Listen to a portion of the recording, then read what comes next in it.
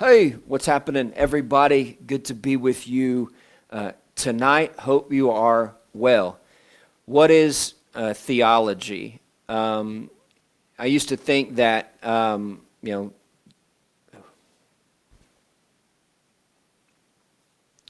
Hey, what's happening, everybody? It's good to be with you tonight. Hope you are well. I came across some years ago a statement that initially that I didn't necessarily agree with, and it was the first time that I'd ever heard everyone is a theologian.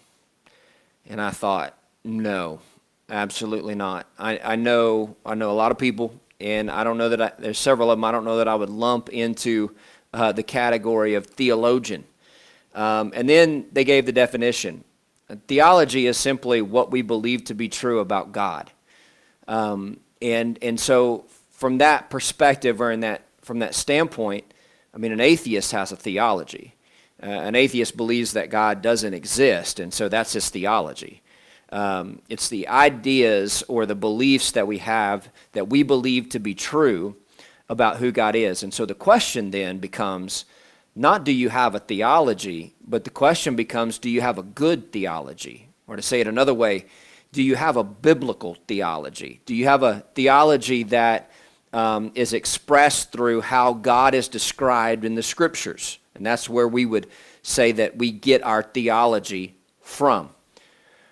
When Misty posed the question to me from her journal, did Mary know that Jesus would die? Man, it really pricked something in my heart. I thought, man, I don't know. I don't know if she knew or not. And then when I began to think about it, I thought, man, how hard that would have been for a mom, even if she did know, how hard that would have been for a mom to know that her son was going to be one day crucified in the way that he was, and be treated by, in some regard, his peers the way that he was. As a mother, that would have been horrifying to know about. And so I got to thinking about Mary and her need for a good biblical theology in regards to parenting, in this case, the Son of God. But isn't it true in lesser ways of all of us, though? I mean, don't we need a good working theology of who God is so that we can interact in the world in the way that would acknowledge God in the appropriate ways, and then allow us the grace to move through some of the things that we're called to move through. So Sunday, what I did was simply take motherhood and gave you 4 theological or biblical precedents or doctrines in regards to how it shapes motherhood. And so I was looking for a text to kind of draw it all together, and I came across Proverbs 3, 5 through Proverbs 3, starting in Proverbs chapter 3, verse 5. Okay, trust in the Lord with all your heart. Do not lean to your own understanding. Okay, we can stop there. To understand, to trust in the Lord with all of our heart. Do not lean into your own understanding. So here we go. We're trusting in His way, not trying to lean into our way, right? In all your ways, acknowledge Him. And so this is putting the Lord first, and He will make straight your path. And so as we go along that journey, He makes this life, He kind of directs our path. Be not wise in your own eyes. Fear the Lord. Turn away from evil. It will be healing for your flesh and refreshment to your bones. Again, kind of going back, trust in the Lord with all your heart. Lean not to your own understanding. Where the war begins to happen in our good theology versus bad theology, or our biblical theology versus our unbiblical theology, is when we start to lean into our own ways and we kind of attach God to that. And so that's really the path that's going to lead to ultimately our destruction, simply because it's not a biblical theology. And so all I did Sunday is I just took 4 big, theological ideas and thoughts, and broke them down and showed how they interact with motherhood. So really quickly, let me do that fast as I can. Number one, we started with calling, or this idea of being called to a mission, right? We've talked a lot about this, right? Being called to a mission. And I'm not going to go through all the nuances of it, but simply to say this, you and I both know of parents, moms, dads, whatever, who don't take the responsibility of raising their kids seriously. They're still kind of doing their own thing as opposed to taking seriously the responsibility that they have as a parent. We all know what that looks like, right?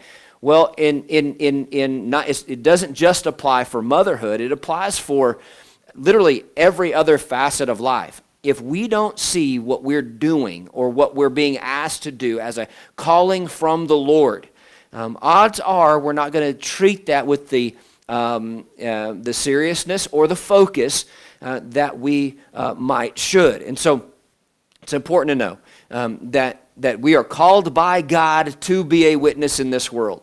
And how are we going to do that? Well, and there's a plethora of ways that plays out. It's not just motherhood. It could be fatherhood. It could be your workplace. I mean, on and on and on I could go. You're called to be a teacher, pastor, hundreds of different ways this could go, all right? But do it with a calling from the Lord. The second one, now don't let that calling become an idol.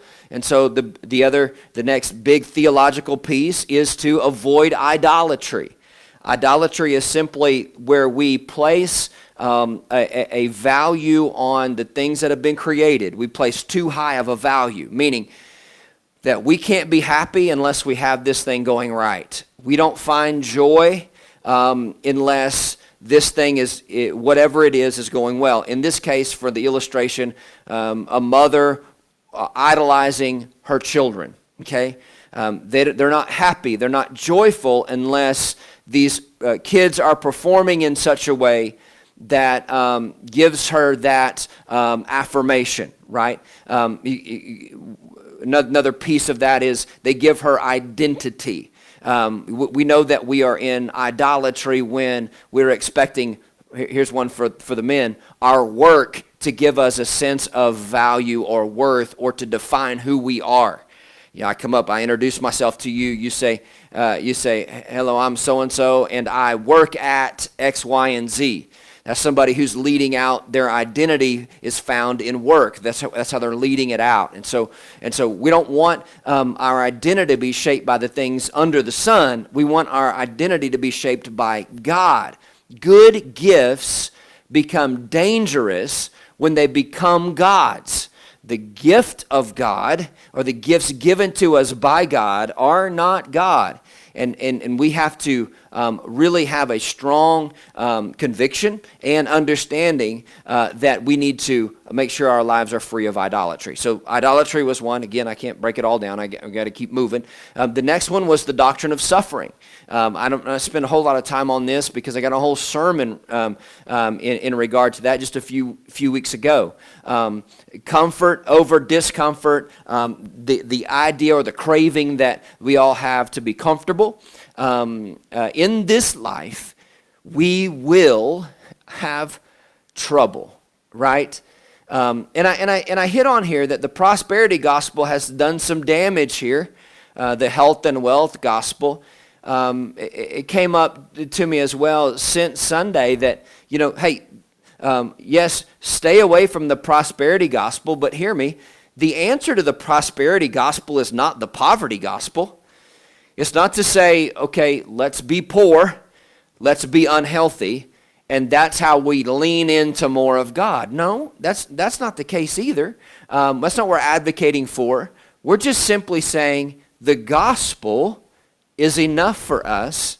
And let me say this way, Philippians 4:13, the verse that is on every coffee cup that you see at Hobby Lobby or Mardell's, I can do all things through Christ which strengthens me.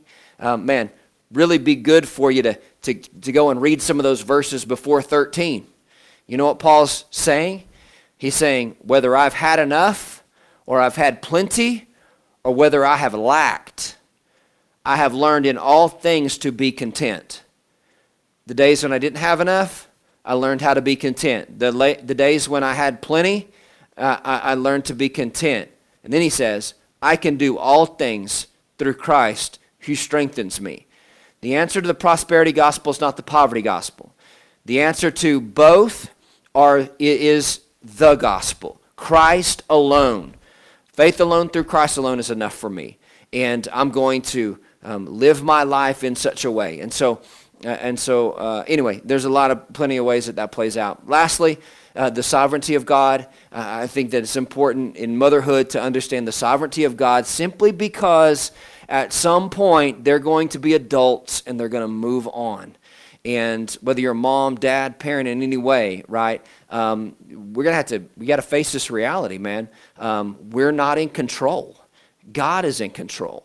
And I think the quicker that we understand that, the more that we're able to really be able to hand over a lot of the stress that we take on ourselves because we think that we're in control.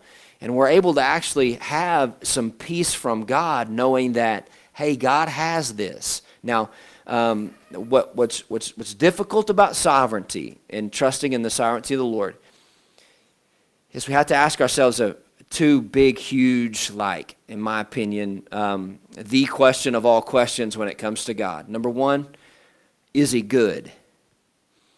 And man, if we're not careful, this life has a way of trying to convince us that he's not good. But I want to just kind of say as I'm closing tonight, God's good, y'all. Like God is good. He's the author of good. And without him, we would not see any good on this planet. He's good.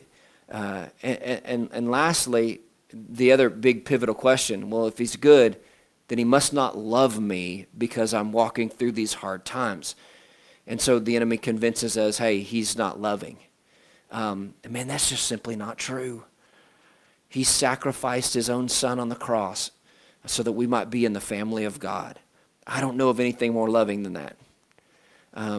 No greater love has any man than this, than one that would lay his life down for his friend. And God has shown us his mercy. He's shown us his love in the work of Jesus Christ. And so he's not only good, he's also loving. And we can lean into that, even at the times that we don't understand. Lean not to your own understanding. Trust in the Lord, and he will make straight your paths. So I love you. Questions and questions and questions that can come out of this. And so I pray your time together is good. Love you, and I will see you on Sunday, where we will pick up our series about the heart. And just a little sneak peek preview. We're talking about the lie of personal power. It's going to be great. So love you. See you soon.